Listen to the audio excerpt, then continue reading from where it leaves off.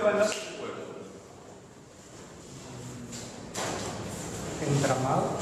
Bien, entramado. Direccionamiento. Control del carro.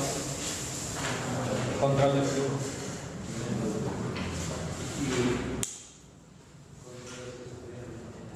Exacto.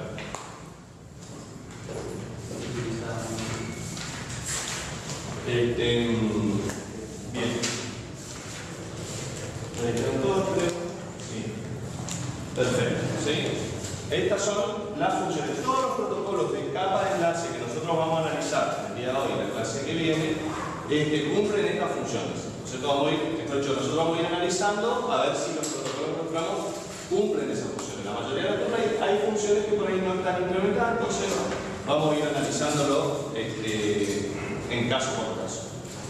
La idea sería entonces cumplir ya la introducción de todas las funciones y viendo cómo estas funciones se implementan en los distintos protocolos. Como les decía, en esta clase y la clase siguiente vamos a dedicarnos a ver algunos protocolos de la vida real de manera tal de ver estas funciones implementadas. Pregunta. Antes de seguir, ¿se entiende cuál es el concepto de capa de enlace? ¿Por qué es importante la capa de enlace? ¿Sí? Se ve que sin estas funciones sería muy difícil transmitir información. Podríamos transmitir señales, pero lo que tiene que hacer la capa de enlace con estas funciones es justamente convertir ese medio físico que envía señales en ¿qué cosa? Medio de comunicación. Algo un poco más específico. ¿Qué cosa? No, la información va a circular, digamos, pero la capa de enlace convierte ese medio físico en ¿qué cosa? En un Canal. Exactamente. La capa de enlace, la idea es que convierte el medio físico en un canal mediante todo esto. ¿Estamos? Bien. Vamos a ver entonces algunos protocolos reales.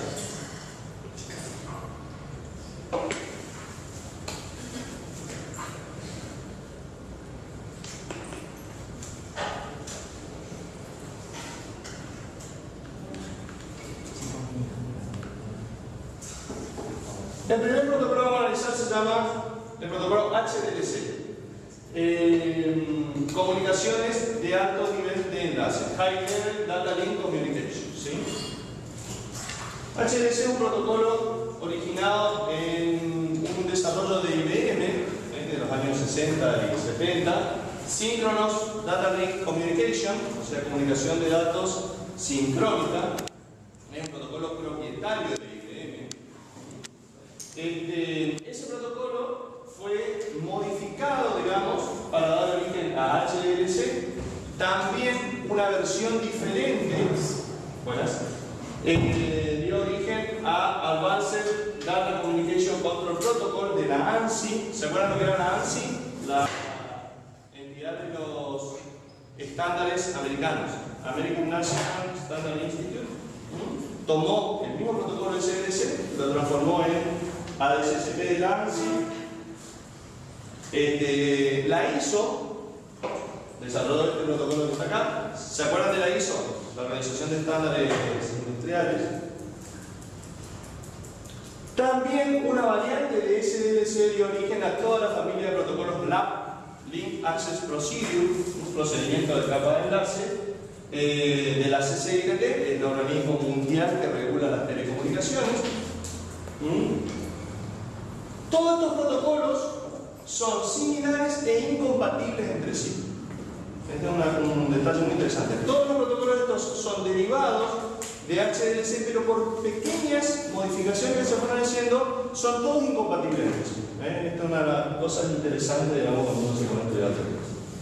Uno podría decir, ¿por qué no desarrollar un protocolo que sea común a todos?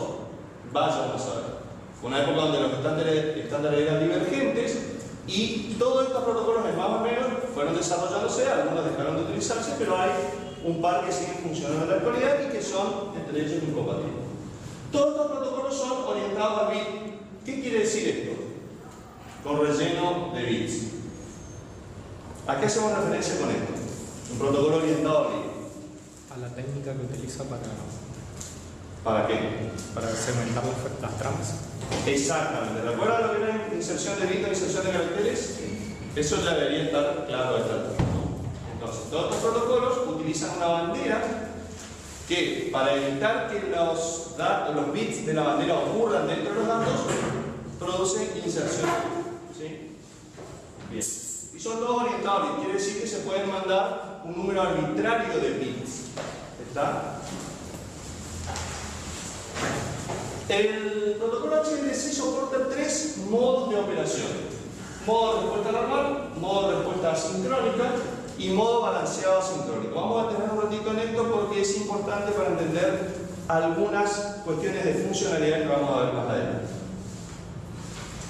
Originariamente este protocolo se desarrolló en un entorno de lo que podría asimilarse hoy como cliente-servidor, nada más que en ese momento las estaciones normalmente eran máquinas bobas, lo que se denomina terminales orientadas a caracteres. Esencialmente el usuario ingresaba caracteres mediante una terminal tipo teletipo, digamos, y recibía caracteres, el refresco de pantalla, una impresión, etcétera, etcétera. O sea, podríamos hablar de un entorno de sistema centralizado, donde el proceso se centralizaba y había distribuidas terminales de forma remota gestionadas con este protocolo de enlace. ¿Se entiende? O sea, básicamente teníamos un entorno de terminales remotos, terminales orientadas a carácter.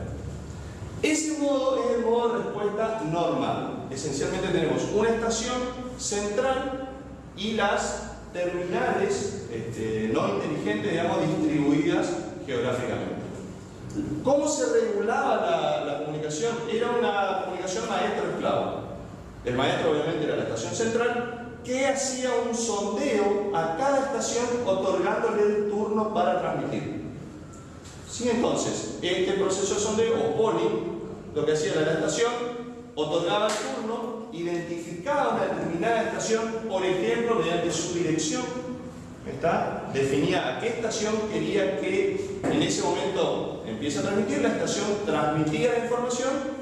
Cuando se terminaba su turno, la estación central le daba el acceso a la siguiente terminal, generalmente en una forma round robin. ¿Se entiende? Las estaciones remotas no podían transmitir si no era con la autorización, digamos, o el permiso, por así decirlo, de la estación central. Si las estaciones tenían algo de transmitir, tenían realmente un buffer, una memoria intermedia, donde almacenaban temporariamente, por ejemplo, las pulsaciones de teclas del usuario. Y cuando tenían turno para transmitir, transmitían todo el bloque. ¿Está? Esto era muy común también en los sistemas de tipo tiempo compartido, time sharing, son los primeros sistemas operativos y multiusuario. Obviamente este esquema presentaba algunas limitaciones, lo que dio origen a un modo que se llama modo de respuesta asincrónica. Como su nombre lo indica, respuesta asincrónica. A ver si podemos deducir cómo funcionarían en este caso las terminales. Sin pedir permiso, desconectados. A ver, ¿alguna otra? Desincronizados. Que no espera la respuesta central. Exactamente. En algunos escenarios podíamos tener estaciones que sin el permiso de la estación central, ya terminales si se quiere un poco más inteligentes, por así decirlo, bajo algunas condiciones podían transmitir en forma no solicitada información a la central. ¿Está? Y finalmente tenemos el modo balanceado asincrónico, que es lo más similar a lo que tenemos hoy en día. Cualquiera de los dos extremos, cualquiera de las estaciones puede enviar información en algún momento. O sea, sigue siendo un rol maestro-esclavo, pero en algún punto se intercambian los roles. La estación que era maestra pasa a ser esclava y viceversa. ¿Sí? ¿Se entiende? Entonces, estos 3 modos de operación soporta HDLC. Modo de respuesta normal, asincrónica y balanceado asincrónico. Además está decir que en los entornos actuales el más utilizado es el último, ¿no? Bien, pase por favor. ¿Está bien? Vamos a ver el formato de trama de HDLC. Tenemos la bandera de inicio y final, son 6 bits en 1, precedidos y seguidos por un bit en 0. Esta es la bandera, esta bandera es la que no puede ocurrir dentro de los datos. Si ocurre la bandera pueden ser inserción de bits. Tenemos un campo de dirección de 8 bits, podría llegar a tener 16 bits, o sea 2 octetos en algunos escenarios que lo vamos a comentar. Un campo de control, los datos que tienen que ser mayores o iguales a 0. ¿Sí? Pueden ser también 0 los datos en algunas tramas especiales, tramas de control. Un checksum de 16 bits que es ni más ni menos que un CLC y la bandera del final. ¿Está? Fíjense que esta trama HLC derivada en cierto punto de SLC es un formato de trama tan conocido que lo van a ver muchas veces en distintos protocolos y con funciones muy similares. O sea, podemos decir que es el paradigma de una trama de enlace, una trama, digamos, este formato. ¿Sí? ¿Dudas hasta acá? ¿Se entienden los campos? ¿Quieren que hagamos el ejercicio de matchear funciones con campos o lo ven claro? El checksum, no me acuerdo bien qué era El checksum es control de errores. Es la suma de verificación o comprobación de redundancia cíclica. Eso lo tiene que haber en comunicaciones. El checksum, el FCS, ¿sí? El CLC, alguna vez si bajaron un archivo zip dañado, le dice error de CLC. Básicamente es una suma de comprobación. Se hace una operación con todos los octetos que forman la trama, menos la bandera, obviamente, y se calcula un código polinómico generalmente, el resto de una división por un polinomio conocido. Ese resto es el que se guarda acá. Cuando se reciben los datos, se calcula otra vez esa misma operación y se compara con el checksum. Si está bien la trama correcta, si no se escapa. ¿Sí? Eso viene de comunicación. Campo de dirección. Función de direccionamiento, obviamente, entramado dado por la misma trama, ¿no es cierto? Y la función de control de flujo. Aquí en este caso no es necesario control de acceso al medio. ¿Sí? ¿Por qué? Por la razón de que los enlaces en HLC son exclusivamente enlaces punto a punto o enlaces punto a multipunto. No hay enlaces de difusión definidos en HLC. ¿Sí? Entonces HLC se utiliza solamente en entornos de enlaces punto a punto o punto a multipunto. Consistente con este modo de funcionamiento, ¿no? Cuando hay que sondear o hacer polling a varias estaciones, a veces se utilizan enlaces punto a multipunto. ¿Está? Pero no enlaces de difusión. Bien, seguimos. Vamos a ver, estamos parados acá. Los otros campos son básicamente bastante autodocumentados. El único campo que por ahí necesita un poco más de explicación probablemente sea el campo de control, que agrupa todas las funciones de HLC. Dentro de estos 8 bits vienen codificados distintos comandos que son específicos de la capa de enlace, de HLC. Estos comandos no suben a la capa superior. De hecho, nada de esto sube a la capa superior. Lo único que sube es el campo datos. En la PDU los datos se desencapsulan y se entregan a la capa superior una vez que está procesada. Pero particularmente aquí están concentrados todos los comandos, las operaciones de HLC. Vamos a ver en qué consisten esas operaciones. Cada trama HLC puede tener 3 tipos, puede clasificarse en 3 tipos. Son tramas de información, las más comunes, digamos, las más numerosas, las tramas de supervisión y las no numeradas. ¿Cómo las identificamos? Mediante la primera secuencia de bits que aparece en el campo de control. Las tramas que son de información tienen su campo de control con el primer bit en 0. Si cuando ustedes ven una trama que tiene el primer bit en 0, seguro, del campo de control, seguro que es una trama de información y tiene este formato. Las tramas que arrancan con el patrón 1-0 son tramas de supervisión y con 1-1 arrancan las tramas que son no numeradas, siempre en el campo de control. ¿Se entiende? Entonces, de esta manera nosotros identificamos de forma unívoca todas las tramas posibles. Información, supervisión o no numeradas. ¿Para qué sirven cada una? ¿Qué les parece a ustedes? ¿Qué serán las tramas de información? Como su nombre lo indica, llevan normalmente datos del usuario. ¿Está? Estas son las tramas que normalmente se intercambian llevando información del origen al destino. Generalmente son las que llevan los datos del usuario. Las tramas de supervisión son específicamente las que implementan el control de flujo. Todos los mecanismos de control de flujo que vimos nosotros, ¿se acuerdan de ALQ con Boba Kane, ALQ con Security, etcétera, están implementadas mediante las tramas de supervisión. Y finalmente las tramas no numeradas son todo el resto resto de las tramas que se utilizan para establecer las conexiones, liberar las conexiones, operaciones de gestión de los enlaces y etc. ¿Está? ¿Se entiende hasta acá? Bien. Vamos a ver cuál es el formato entonces de las tramas de información. Las tramas de información tienen un número de secuencia de 3 bits y un campo también de 3 bits que dice próximo. Próxima trama. ¿Sí? ¿Qué será él? Número de secuencia, ¿qué será? El número de secuencia de la trama que va viajando en este mensaje. ¿Y qué número de secuencia? Ni más ni menos que el número de secuencia que vimos cuando vimos los protocolos justamente de ventana de deslizante, de pantalla de espera. Ese número de secuencia. O sea, las tramas se enumeran, ¿no es cierto? Están dentro de una determinada ventana, ¿sí? Y como se enumera esa trama, el número de trama actual va dentro de ese campo número de secuencia. ¿Se entiende esto? Bastante sencillo. Ese mismo, ¿se acuerdan que nosotros cuando hacíamos el ejercicio lo único que poníamos era el número de secuencia? Bueno, ese número de secuencia viene guardado dentro de este campo secuencia. ¿Qué vendrá dentro del campo next o próxima trama?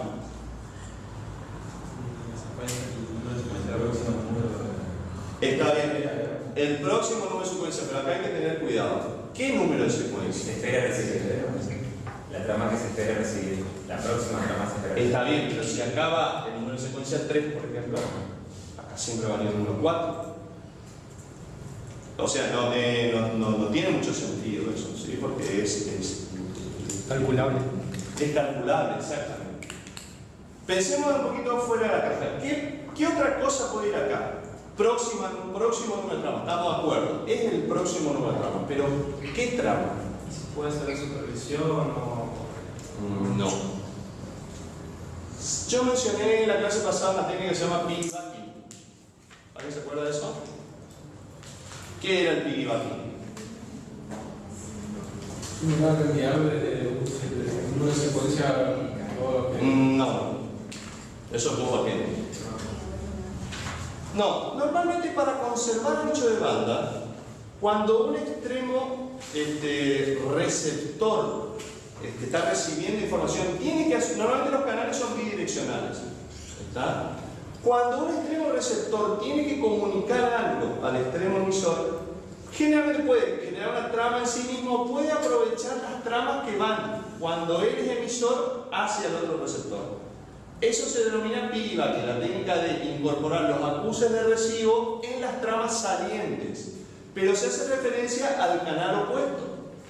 O sea, lo que les quiero decir con esto es que esta es el próximo número de trama que se espera recibir en el sentido inverso de la comunicación. HLC establece canales bidireccionales con los cuales cuando hay un canal entre A y B, en un escenario A puede ser emisor y B receptor, pero en la siguiente intercambio por información puede ser al revés. Lo que podría ser una confirmación. Exacto, es ni más ni menos que la confirmación en el sentido opuesto, pero en el canal inverso, por así decirlo. Entonces, A le manda a B este número de secuencia, pero también le dice, en la comunicación inversa yo recibí hasta tal trama, o lo que es lo mismo, espero recibir desde esta en adelante. ¿Se entiende? O sea, esto es un acuse de recibo, pero en el sentido inverso de la comunicación. Hace referencia a cuando el emisor es receptor y viceversa. ¿Se entiende esto que digo? Esta técnica se denomina piggybacking y es muy utilizada. De nuevo, ¿para qué? Para que el extremo emisor, cuando tiene que mandar una acuse de recibo, no tenga que armar toda la trama para mandar un número de secuencia. Espera que haya información que enviar y en eso hace piggybacking, digamos, lleva gratuitamente el acuse de recibo. ¿Está? Recuerden entonces, el campo próximo de una secuencia, como ustedes bien lo dijeron, la próxima trama que se espera recibir en el sentido opuesto. Y como también lo mencionamos, esto acusa en forma positiva esta trama y todas las siguientes, todas las anteriores. O mejor dicho, se recibieron desde la anterior a esta hacia atrás. La próxima que se espera recibir es esta. De acá para atrás se recibieron todas en forma correcta. Esta trama aún no se recibió. ¿Está claro? ¿Se acuerdan que habían enviado algunos protocolos informaban como el número de secuencia actual? La última recibida correctamente y otros protocolos la próxima a recibir. Este protocolo indica con el acuse de recibo la próxima trama que espera recibir, habiendo acusado entonces la anterior y todas las que le precedieron. ¿Sí? ¿Se entiende? Bien. Falta un bit que es el bit PF, significa bit por o final. Este bit tiene dos significados en función de qué sentido de información estamos utilizando. Si estamos, acuérdense que podemos tener los tres modos de HLC. Si la trama esta va desde una estación maestra a una esclava, es el bit de poly. Y si la información viene de la estación esclava hacia la maestra, es el bit final. O sea, el mismo bit tiene dos significados en función de qué sentido de la comunicación estamos utilizando. Si de maestra a esclava se llama pol, ¿qué querrá decir esto? De poly, de sondeo. ¿Qué quiere decir? Que le está dando el turno para hablar a una estación. Está normalmente la primera trama, cuando terminó de enviar la estación X y le toca el turno a la estación Y, la estación maestra activa esta estación Y mediante una trama que tiene el bit por final prendido. Porque como va de la maestra esclava y es la primera trama, tiene el bit por prendido, indicándole que tiene el turno para hablar esa estación de la cual estamos hablando. ¿Y cómo se sabe cuál es la estación de la cual estamos hablando? Pregunta. ¿La dirección? Exactamente, por la dirección. Entonces, reconstruimos un poquito. Una estación determinada está transmitiendo datos, termina de transmitir, la estación maestra le da el turno a la siguiente. ¿Cómo? Hagamos una trama con la dirección de destino de la estación a la cual quiere habilitar y el bit por, que en este caso como va de maestra a esclava, va aprendiendo. ¿Sí? Prácticamente acá está contestado ya para qué sirve el bit final. Si yo digo que el bit final va de la esclava a la maestra, ¿qué quiere decir? Te está pidiendo para que se termine. ¿Cómo? Que termine de transmitir. Que terminó de transmitir, fin de archivo, no hay nada más para transmitir. O sea, resumiendo, la primera trama de la maestra a la esclava siempre va a ir con el bit 1 prendido. Y la última trama de la esclava a la maestra también va a ir con el bit 1 prendido. Adicionalmente, si la estación maestra también tiene cosas que transmitir, obviamente cuando termine de transmitir va a ir con el bit por de final. ¿Sí? ¿Se entiende hasta acá? Siempre es uno, ¿no es cierto? Siempre es 1, o si no, no puede ser 0. Si no es ni poli final, hay tramas que pueden ir con el bit apagado. ¿Sí? ¿Se entiende? Bien. Las tramas de supervisión. Las tramas de supervisión, como dijimos, implementan los protocolos de control de flujo en HLC y como tal requieren de 4 operaciones. ¿Sí? RR, un acuse positivo, receiver ready. RNR, un acuse negativo. La trama red de reject, ¿sí? OSR, selective reject. ¿Sí? Entonces tenemos acuse positivo, acuse negativo, rechazo y rechazo selectivo. ¿Sí? Codificado en 0001, 1011 en el campo tipo de la trama de supervisión. Recapacitemos un poquito qué quiere decir esto. Si nosotros quisiéramos implementar ARQ con parada y espera, ¿qué primitivas necesitaríamos? Si yo tengo que implementar ARQ con parada y espera, ¿qué mensajes necesito? RNR y ¿cuál más? Y RR, correcto, es así, parada y espera. O sea, mando una trama, espero, receptor listo. ¿Sí? Si por alguna circunstancia el otro no puede recibir más, me manda el receptor no listo. Pero básicamente, normalmente la secuencia de mensajes en parada y espera sería: mando la trama, receptor listo, mando la trama, receptor listo, mando la trama, receptor listo. ¿Sí? En RR, entonces, es el acuse positivo que me va a permitir implementar parada y espera. Si yo tuviera que implementar GoBackN, ¿qué primitivas necesitaría? además del receptor listo y no listo, necesitaría otra más. El acuse negativo. Acuérdense cuando yo les mostré la clase anterior, claro, rechaza esta trama y todas las siguientes. Por lo cual tenemos que volver hacia atrás hasta la trama X. ¿Sí? Y si tuviera que implementar selective repeat, SR. Entonces, podemos decir que con estas primitivas puedo implementar los tres mecanismos de control de flujo que nosotros vimos. ¿Sí? Pues tenemos ALQ con parada y espera, ALQ con go back n y ALQ con selective repeat. Entonces, HLC podría implementar los tres mecanismos de control de flujo que vimos. ¿Es así o no? Es así. HLC implementa los tres tipos de control de flujo. ¿Sí? Eso está definido en función de qué comunicación nosotros establecemos. Finalmente, ¿para qué servirá el número de secuencia, el campo next aquí?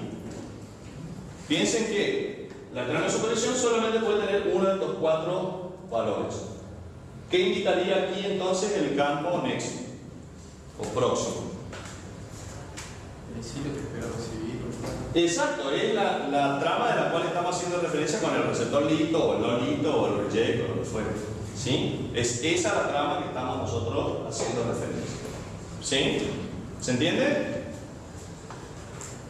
Bien, y finalmente tenemos en el campo, en el conjunto de todas las tramas no numeradas, está todo un conjunto de operaciones que vamos a ver algunas, hay más de las que vamos a mostrar nosotros, pero esencialmente son todas operaciones primitivas que hacen referencia al establecimiento del enlace, a la desconexión, alguna condición de error, operaciones de mantenimiento de ese tipo, ¿no? Básicamente, en estos dos bits más los 3 más del modificador se codifican todas estas distintas operaciones, ¿no? Vamos a ver ahora. O sea, básicamente acá se agrupa todo el resto de las funciones de HLC que no tienen que ver ni con la transmisión de información ni con la gestión de control de flujo. Generalmente ya le digo procedimiento de establecimiento y liberación del enlace y demás. ¿Estamos de acuerdo? ¿Acá alguna duda? Bueno, vamos a ver entonces cuáles son estas operaciones. Como comentábamos, las tramas de información tienen el formato que hemos visto, no hay ninguna cosa rara ahí. Todas las tramas de información tienen este formato, no hay operaciones, no hay modificadores, sino nada más que el número de secuencia y el bit por final que se lo aplicamos. Las tramas de supervisión son de los 4 tipos que pueden ser, implementando los 3 mecanismos de control de flujo que hemos visto. ¿Sí? Tampoco hay nada extraordinario por acá. Y sí vamos a ver un poquito en detalle los comandos o tramas no numeradas. Como les decía, estas tramas hacen referencia a lo que es el mantenimiento del enlace, establecimiento y liberación de las conexiones. Tenemos, por ejemplo, un Set Normal Response Mode, SNRM. Esto, traducido en inglés, quiere decir iniciar el modo de respuesta normal. ¿Qué será esto? Establecemos, o sea, una estación negocia con la otra un modo de conexión, un modo de respuesta normal. De la misma manera tenemos iniciar modo de respuesta sincrónico o iniciar modo balanceado sincrónico. Justamente cualquiera de estas tres establece qué tipo de conexión nosotros vamos a establecer. La trama disconnect, que será la desconexión del enlace, ¿sí? Fíjense, tenemos set initialization mode. Las estaciones pueden atravesar por un modo de inicialización que es invocado mediante esta primitiva, iniciar modo o establecer modo de inicialización. Unnumbered poll, un sondeo no numerado, justamente una trama no numerada, que puede hacer polling, para identificar cuál es la próxima estación que tiene que transmitir. Exchange identification, para que se identifiquen las estaciones. Reset, reiniciar el enlace, testearlo. Acá tenemos Another Information, es una trama especial que se utiliza en parada y espera, por ejemplo. De manera tal de que no necesito otro tipo de trama que no sea esa.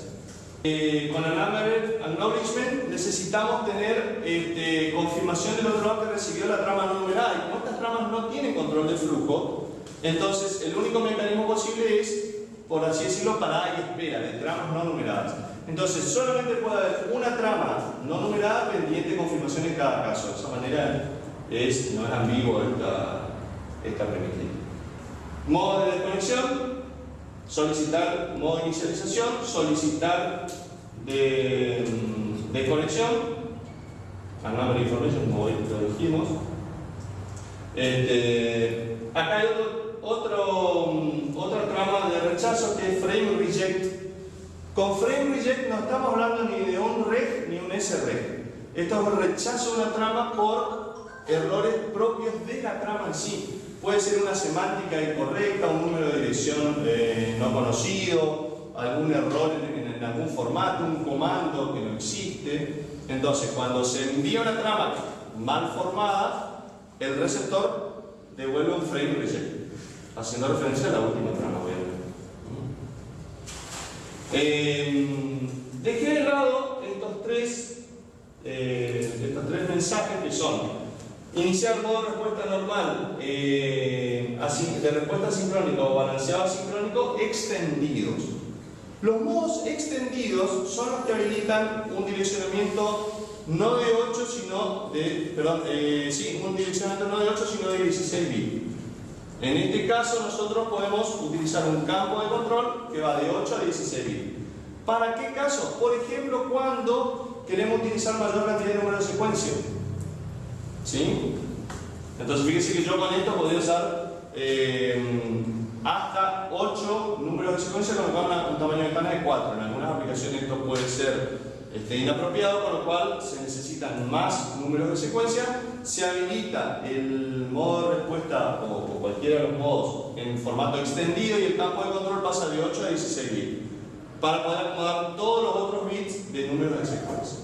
Entonces, en el modo de respuesta extendido, o como cualquier de los modos extendidos, tenemos números de secuencia que van de 3 a 7 bits. ¿Se entiende esto que digo? Por defecto, los campos de números de secuencia son de 3 bits porque es un solo octeto. Si yo agrego otro octeto acá, con el modo extendido, tengo 4 bits más para número de secuencia y 4 bits más para acuse recibo, lo cual efectivamente es así. Los primeros 4 bits son número de secuencia del segundo octeto de control, los segundos 4 bits son el número de acuse recibo. ¿Se entiende lo que digo? La trama sigue manteniendo su tamaño, ¿no? O sea, quitaría bits a la... Claro, justamente en este caso, aquí el campo de control pasa de 8 a 16 bits.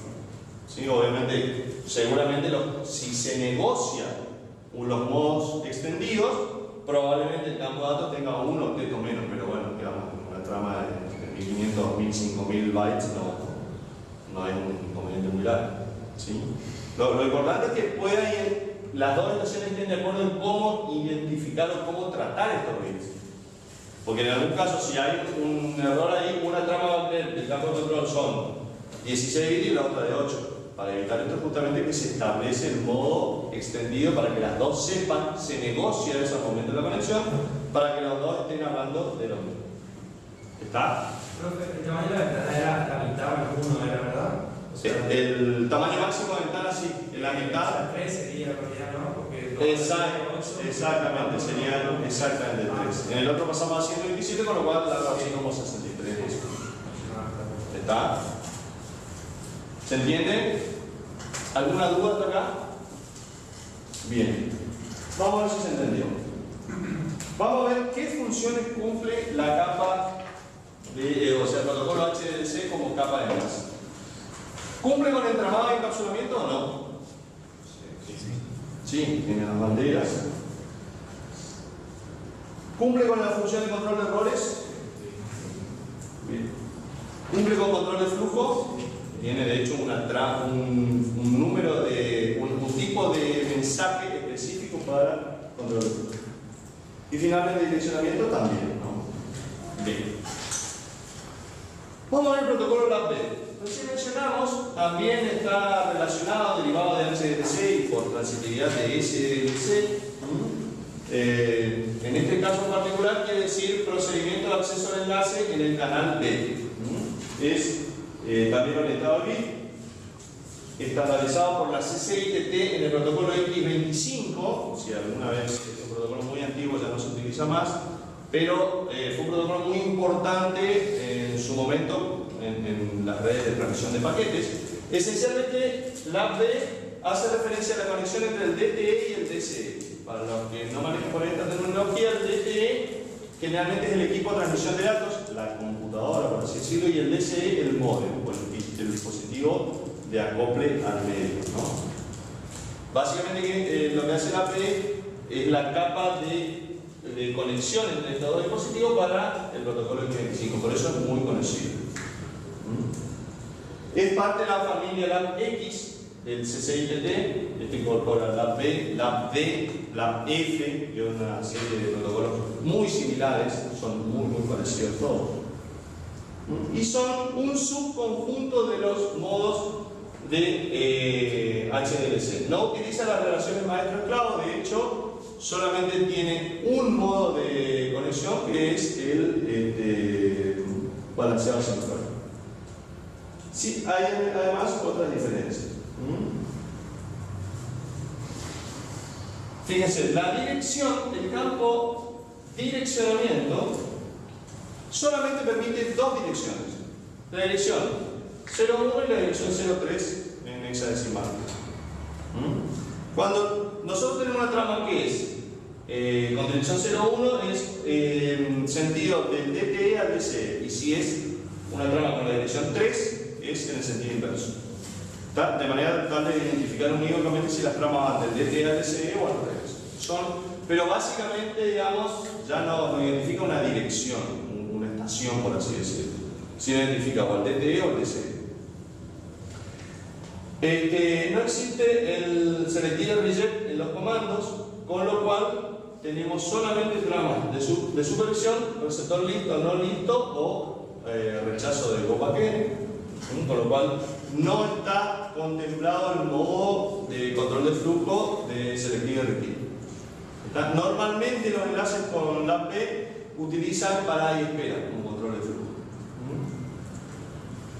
Y las únicas tramas de control que hay son desconexión, asentimiento no numerado, modo desconectado, rechazo de tramo, iniciar modo balanceado sincrónico, como les decía, o iniciar modo balanceado sincrónico extendido.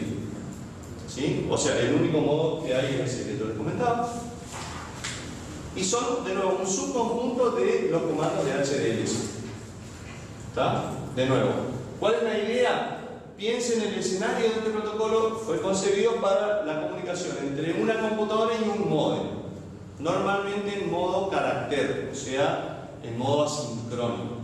¿Está? Con lo cual, tiene sentido lo de parada y espera y digamos, el downsizing que se le hizo a HDLC para soportar solo esos modos. ¿Está? ¿Se entiende lo que digo? ¿Alguna duda hasta acá? Bien. Eso es todo de la OP. Vamos a hacer un repaso de lo que son las funciones de la OP. Vamos a ver. ¿Hace entramado y encapsulamiento o no? Sí. Bien. ¿Control de errores?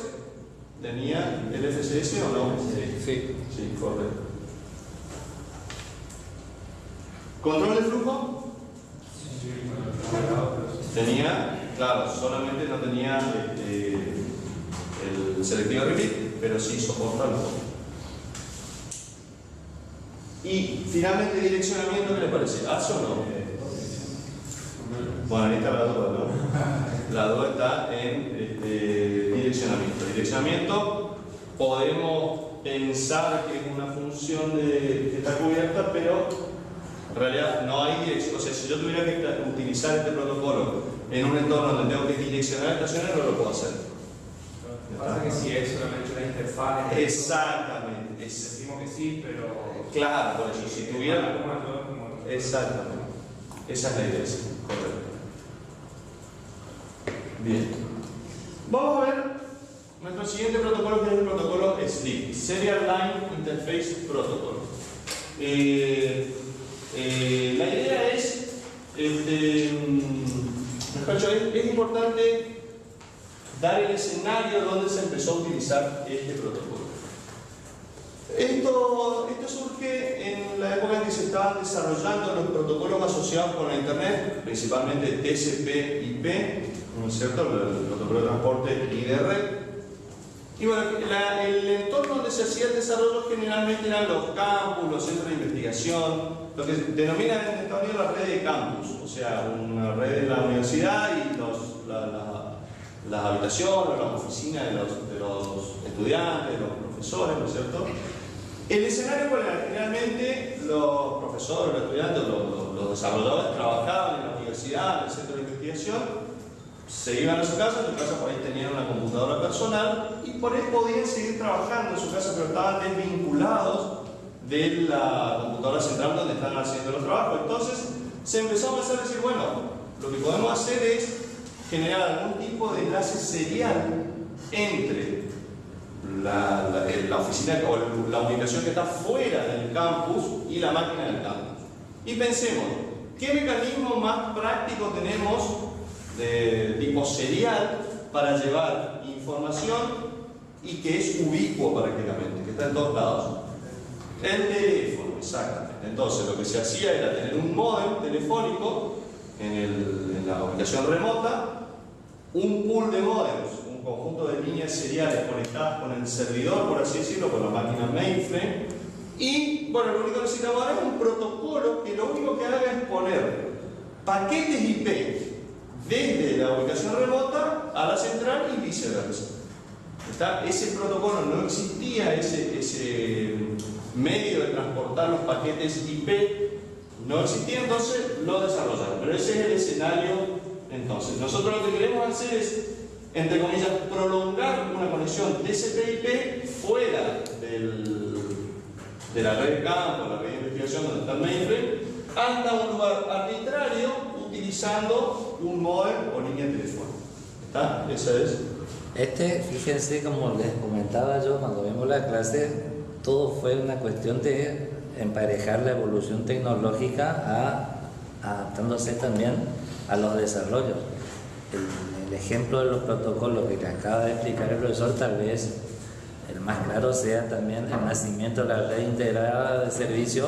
Cuando se digitaliza la red telefónica, el RDSI ocupaba 2 canales B para datos y un canal D, o sea, 2 plan B para negociar datos y un canal D para controlar la comunicación. Eso era el protocolo utilizado por RDSI. Al hacer su ubicuo IP, empieza la necesidad de conectarse de la manera que está aplicando con este protocolo, que fue sumamente sencillo e inmediatamente fue reemplazado por el que viene a continuación. Exacto. De paso, en RDSI o ISDN, el protocolo de acceso se llama LAPD, que es el otro pariente del otro pariente.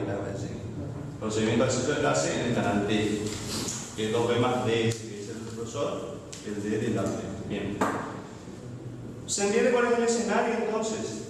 La idea es, tenemos un servidor, por así decirlo, un router, si quieres verlo de esa manera, ¿no es cierto?, con un proceso de enrutamiento, el pool de modems, la línea telefónica y las ubicaciones remotas.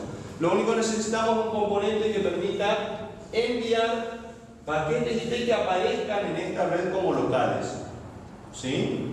¿Se entiende?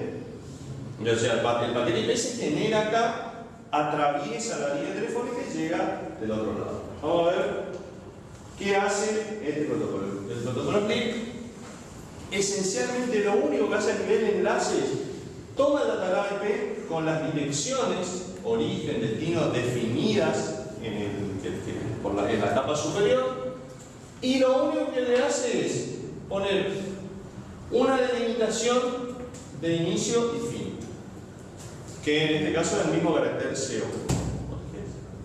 ¿Está? Lo que hace es exclusivamente la función de inserción del carácter este.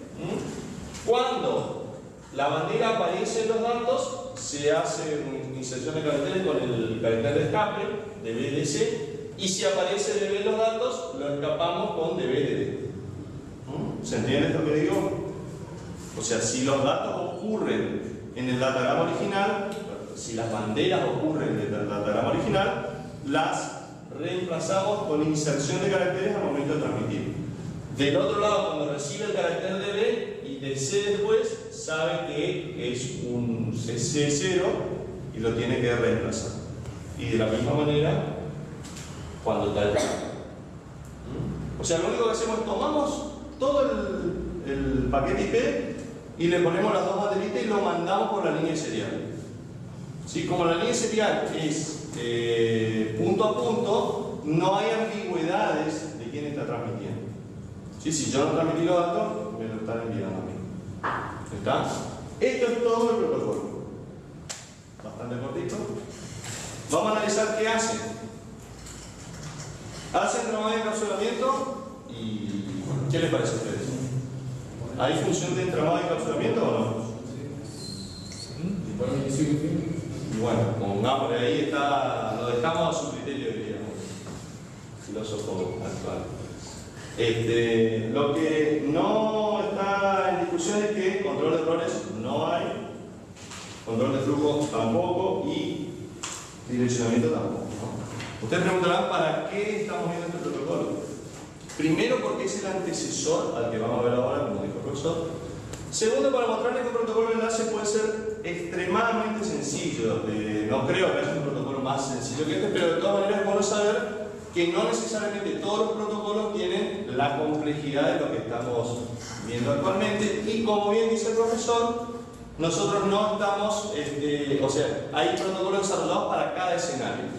¿Sí? En cualquier caso, es importante que ustedes sepan justamente los escenarios donde se pueden utilizar cada uno de los protocolos.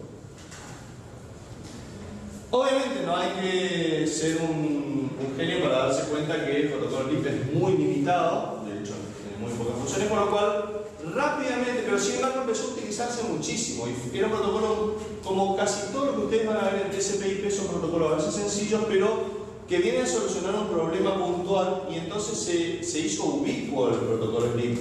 En prácticamente todas las implementaciones había una forma de acceder en forma remota, ¿no es cierto?, a los servicios IP, con lo cual se empezó a utilizar mucho y los desarrolladores empezaron a pensar ya en su reemplazo.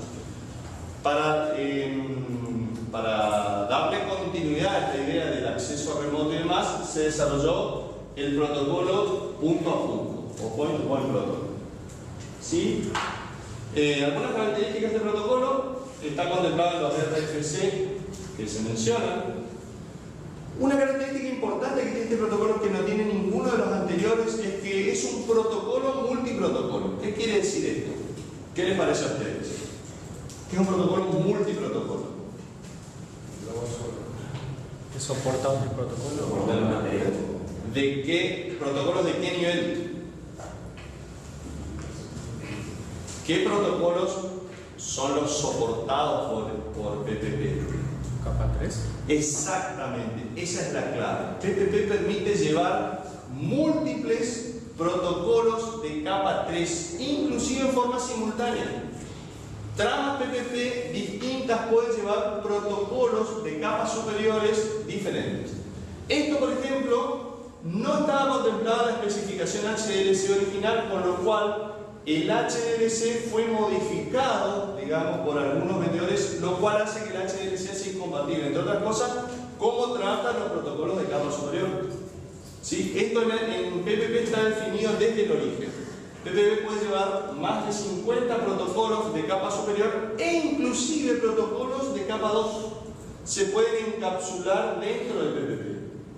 PPP puede llevar protocolos de capa 2 en adelante. ¿Sí? En función de qué protocolo de capa superior está soportado, existen operaciones especiales de esos protocolos de capa superior que PPP puede colaborar en brindar. Por ejemplo, típicamente la asignación de una dirección de capa 3. Ustedes sabrán que, bueno, quizás no lo tienen tan a mano, pero las conexiones que son discadas, ¿sí? Normalmente parte del proceso de establecimiento de una conexión IP mediante un dial-up, como puede ser una DSL, parte de ese proceso está la asignación de una dirección IP. Esto, si bien es una función estrictamente de capa 3, PPP, al ser desarrollado específicamente para el entorno IP, desarrolla un conjunto de operaciones que le permiten colaborar con la capa 3 en la asignación de dirección. ¿Está? Y así con eso, cualquier protocolo de capa 3 que tenga una necesidad similar se podría llegar a implementar de esa manera. ¿Se entiende lo que digo o no?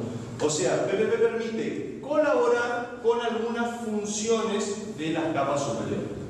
En el caso de IP, por ejemplo, se puede negociar una dirección de capa 3.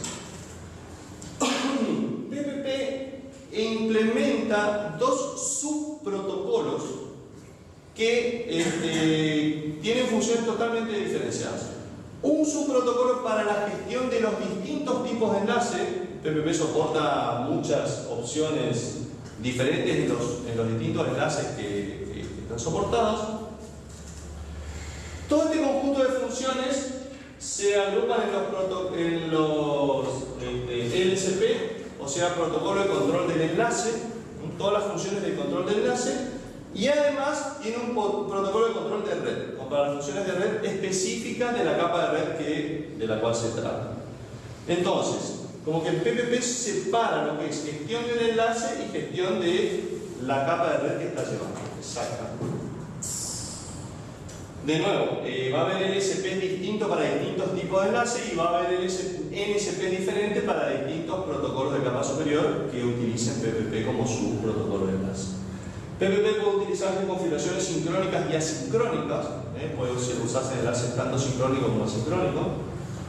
Soporta funciones de capa de enlace bastante avanzadas como ser autenticación, compresión y posibilidad de multienlace. Multienlace, yo puedo tener varios enlaces al mismo destino y tratarlo a todos como si fuera uno solo. Puedo tener 4 enlaces de 1 megabit y que sean un solo enlace de 4 megabits para PPP, para funciones de redundancia o de escalabilidad. La función de compresión obviamente que implica que PPP puede comprimir los datos antes de enviarlos y se descomprimen en el extremo opuesto para que, obviamente, para aumentar el ancho de banda disponible. O sea, yo comprimo la información, puedo mandar más información y la capa de red tiene la sensación de que se mandan más datos. ¿Está? ¿Se entiende? Bueno, el escenario en el cual se desarrolla PPP es exactamente el mismo al anterior. Tiene su origen acá, pero después PPP permite una utilización en escenarios bastante más variados que esto. Pero de nuevo, recordemos que PPP surge para complementar o extender la funcionalidad de lo que era el libro. ¿Sí? Vamos a ver el formato de trama en PPP. Tenemos las banderas, ¿sí?, que son exactamente las mismas que las que vimos en HDLC. Estas banderas son prácticamente estándar en lo que es el protocolo de enlace. Tenemos el campo de dirección, que es el valor binario 255, todos unos. El campo de control, que es el binario 3. Siempre estos dos octetos son iguales, o sea, tienen este contenido, con lo cual en algunos casos PPP te permite comprimir los encabezados y ahorrarse estos dos octetos.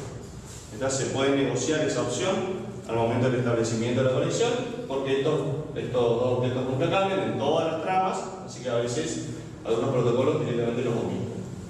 Algunas implementaciones. ¿Para qué lo ponen? En algún momento se lo puso por cuestiones de compatibilidad.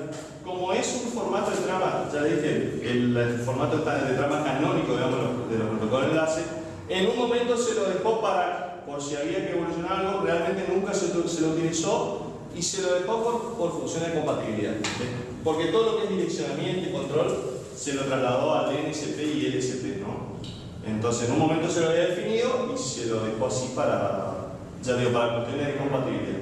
Pero las implementaciones pueden optar por eliminar esos objetos y no pasa nada.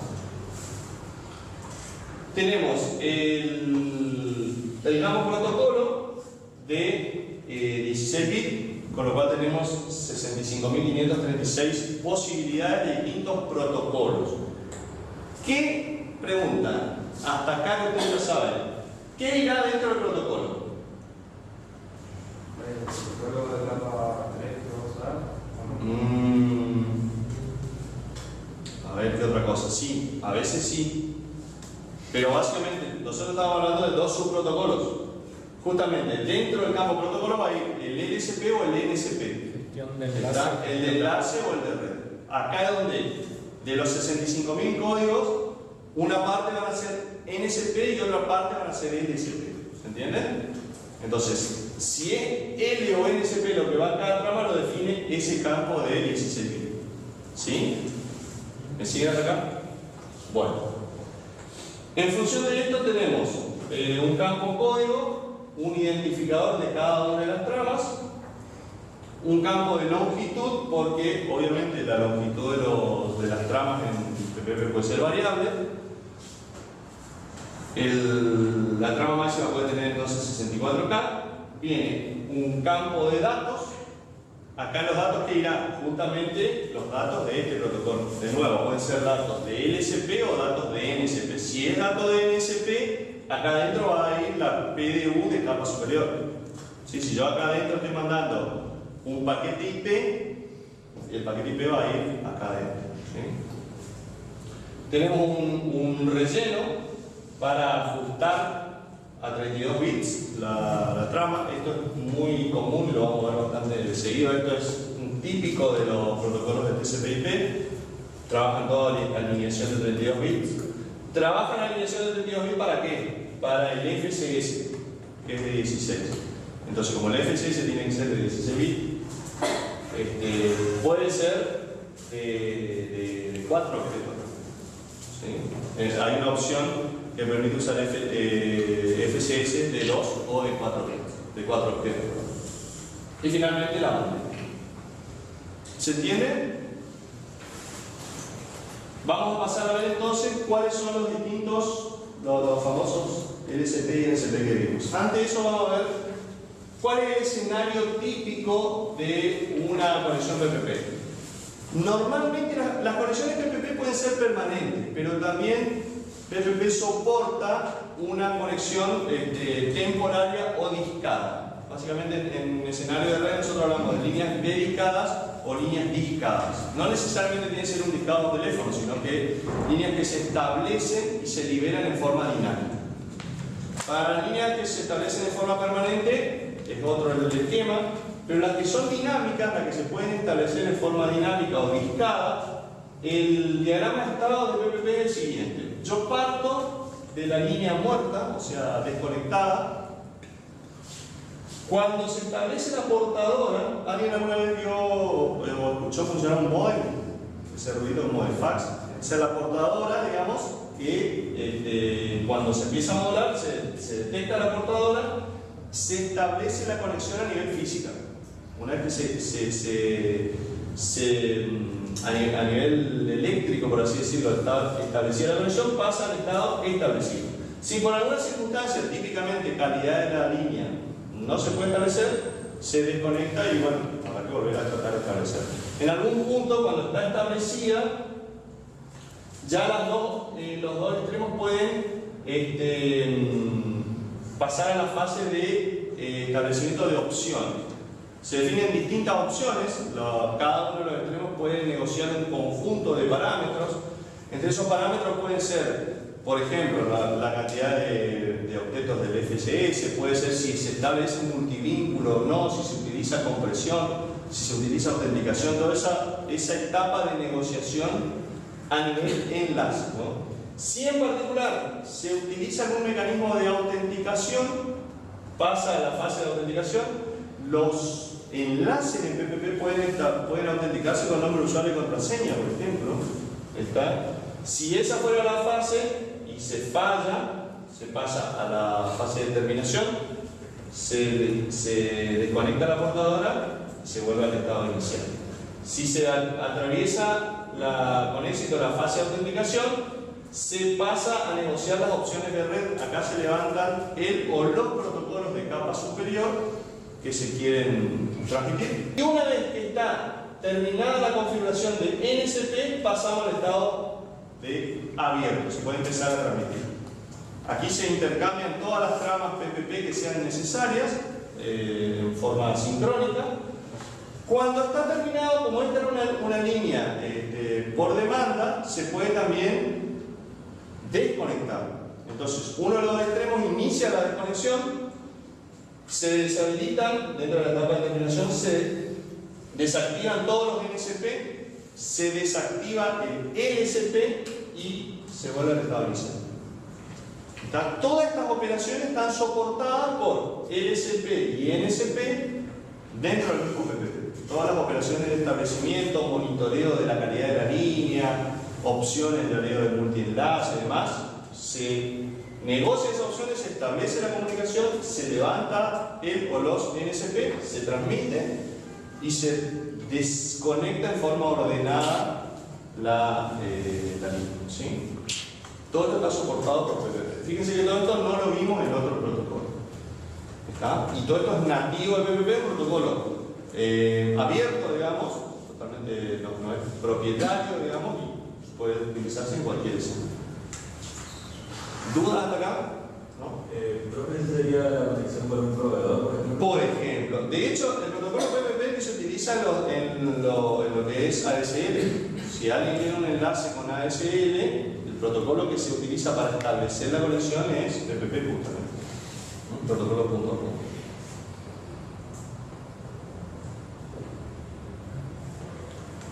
Bueno, vamos a ver algunos mensajes. Acá hay una muestra de algunos mensajes que se pueden intercambiar con LSP, PPP, entre el iniciador y el respondedor. Generalmente, por ejemplo, un configure request se intercambia este mensaje cuando se manda una lista de los determinados opciones y valores definidos. Yo puedo pedirle a la otra parte, mira, quiero establecer un enlace multivínculo, con compresión, con distintas características, con este protocolo de autenticación, con PAP o CHAP o lo que fuera. Si en el otro extremo soporta toda la lista de las opciones que yo le pedí, me hace un configure ACK. O sea, está todo soportado. El otro extremo puede haber opciones que no lo soportan, entonces me contesta con un configure NAC y normalmente va a mandar él a su vez un configure request con las opciones que él soporta y yo ahí veré qué es lo que hago, ¿sí? Si alguna de las opciones que yo pedí no son negociables, bueno, se puede mandar este mensaje directo, mira, hay opciones que vos no las soportás y yo no las puedo negociar, típicamente, por ejemplo, autenticación o cosas así. ¿Qué pasa? Se cae el enlace en esta fase que está acá. Estamos para abajo. Se establece, se cae. La conexión porque no se puede mantener. Terminé el request, una solicitud para desconectar el enlace. Terminé ACK, o sea, el último acuse que se hace del otro lado. Un extremo solicita la desconexión, el otro le acepta. Code reject generalmente hace referencia a algo aquí que está mal. Hay un código que no existe, no está soportado, es una opción que no está implementada, o hay un error en esto. El otro extremo puso una operación incorrecta, entonces se rechaza ese código. Puede haber un protocolo desconocido. ¿Sí? No solo puede ser desconocido, a veces no está implementado en esa opción. Yo quiero establecer una versión PPP y pido levantar el protocolo IPX, por ejemplo. Y el otro lado no lo tiene, me pone protocolo reject. El for request reply son pruebas de calidad de línea. Con PPP ustedes pueden medir el retardo del enlace, o sea, no ustedes, sino el protocolo puede medir el retardo del enlace en forma autónoma, digamos. Y hay un discard request, descartar una trama, finalmente para propósitos de testeo.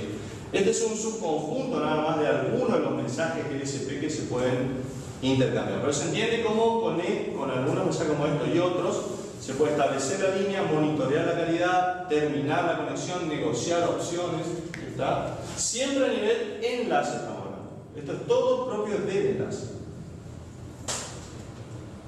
Vamos a ver ahora qué códigos pueden aparecer en un NSP. ¿Sí? Como dijimos, nosotros tenemos 16 bits para lo que es protocolo que viene dentro de la trama PPP. Estos protocolos están agrupados en función al rango numérico que tienen, ¿sí? De todo 0 a 3 FFF son protocolos de red que tienen asociado un NSP. O sea, protocolos de red con NSP. ¿Se entiende?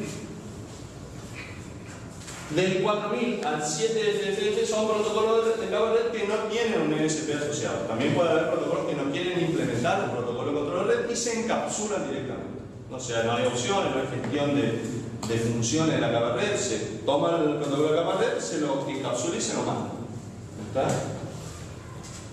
Para los protocolos de capa 3 que tienen asociado un NSP, los valores de 8000 a BFFF son los NSP para esos protocolos de capa red de los cuales nosotros estuvimos hablando. Y finalmente, el C0D00 a FFFF son todos LSP. O sea, tenemos todo un conjunto de códigos para LSP distintos y 3 bandas, por así decirlo, de valores numéricos para distintos NSP. Para protocolos de red con su NSP asociado y para los protocolos de red que no tienen un NSP asociado. Recapacitando. Acá y acá van PDU de capas superiores. Cuando yo tengo dentro de una trama PPP viene un rango de valores de cualquiera de estos dos, es una capa de red, una trama de capa superior. ¿Sí? Un paquete viene adentro de esa trama PPP. Estos otros dos son protocolos del mismo PPP. Puede ser un LSP o un NSP para este protocolo que nosotros definimos aquí. ¿Cuál es la idea? La idea es que yo puedo tener para cada protocolo de red con un NSP asociado, yo puedo obtener su NSP agregándole 8 al primer octeto. ¿Está? O sea, fíjense, si yo tengo el protocolo, vamos a sacar 1007, el NSP asociado para ese protocolo va a ser 8 más eso, 9007, por ejemplo. Es trivial, digamos, la forma de encontrar cuál es el NSP determinado para un protocolo de red. Vamos a ver algunos ejemplos. Fíjense. El protocolo 0021, ¿a qué rango pertenece?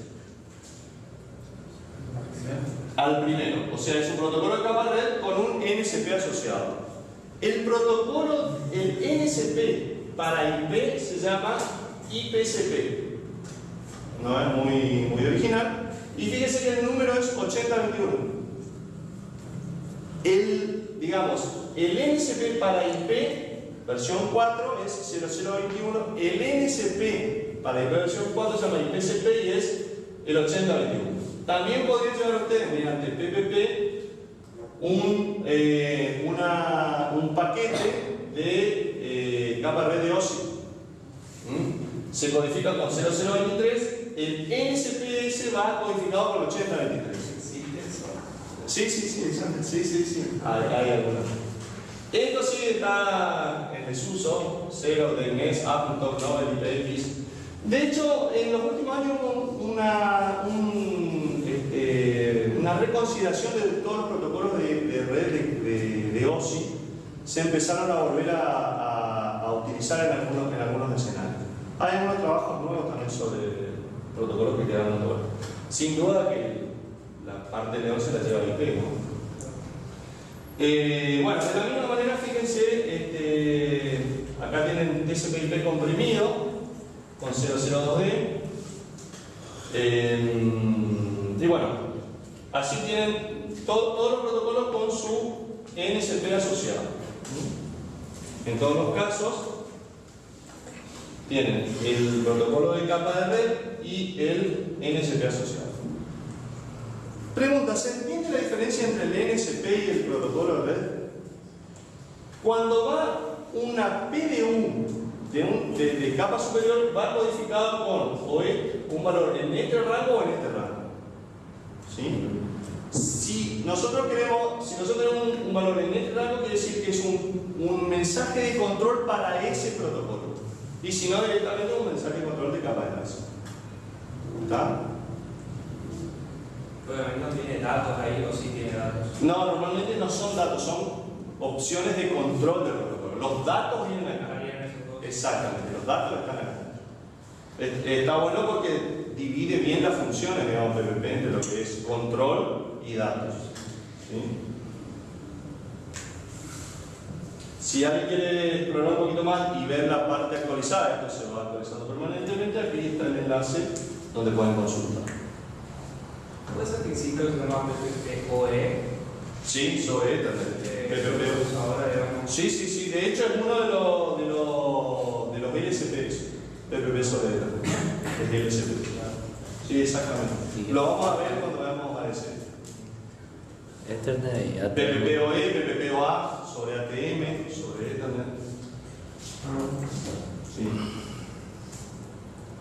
Bueno, vamos a ver. PPP. ¿Cumple la función de entramado y encapsulamiento? Sí. ¿Control de errores? ¿Checksum? Sí.